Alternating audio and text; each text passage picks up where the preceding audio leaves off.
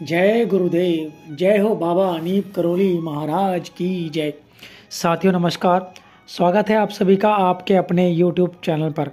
आशा करते हैं आप सभी लोग अपने परिवारजनों के साथ में स्वस्थ होंगे। तो बढ़ते हैं आज के इस बहुत ही रोचक प्रसंग की तरफ। महाराज जी आगरा में थे।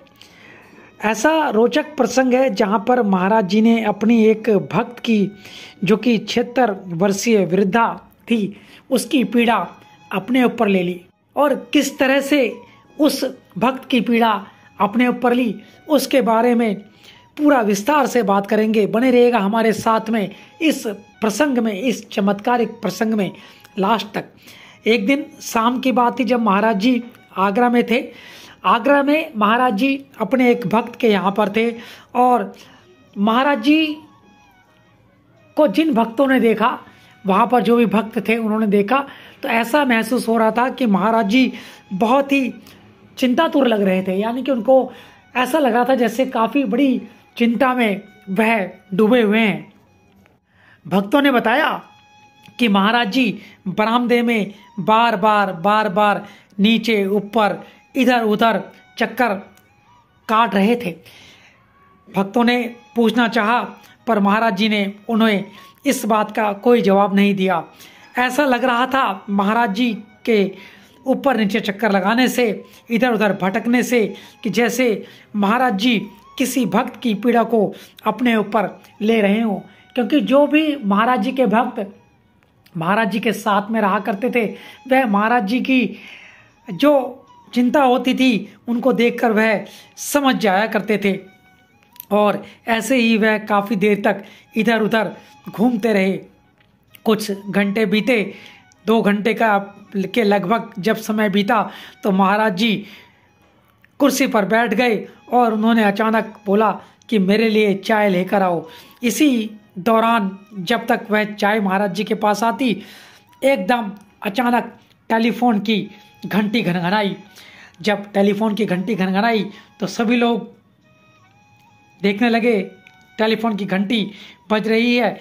और जब फ़ोन उठाया गया तो लखनऊ के कुछ भक्तों ने जानना चाहा कि महाराज कहाँ हैं। यानी कि जो लखनऊ में जहाँ पे वह भक्त थी वहीं से फ़ोन आया था कि महाराज जी कहाँ हैं। उन्होंने महाराज जी को यह सूचना देने को कहा।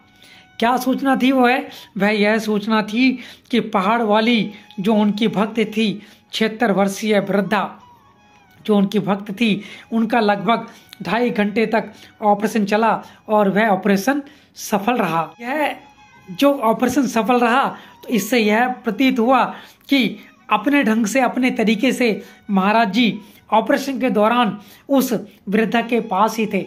यानी कि उन भक्तों को महाराज जी वहाँ पर चहलकदमी करते दिखाई तो दे रहे थे, पर वास्तव में महाराज जी उस भक्त के पास थे। वे काफ़ी परेशान लग रहे थे। जब उन्होंने ऑपरेशन की सफलता की सूचना मिली तो वह प्रसन्न हुए और आराम से फिर चाय सुड़कते रहे और पूरी चाय उन्होंने ख़त्म की और सभी भक्तों ने भी उनके साथ में चाय का आनंद लिया। तो इस तरह से महाराज जी, बाबा नीप करोली जी, कंबल वाले बाबा जी, हांडी वाले बाबा जी, अन्य नाम है महाराज जी के।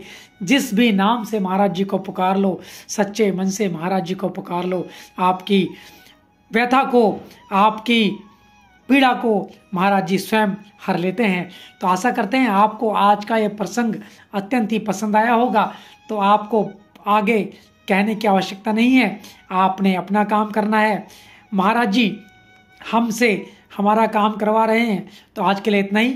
जय गुरुदेव, जय हो बाबा नीप करोली महाराज, जय उत्तराखंड। और आप सभी का बहुत बहुत धन्यवाद। धन्यवाद।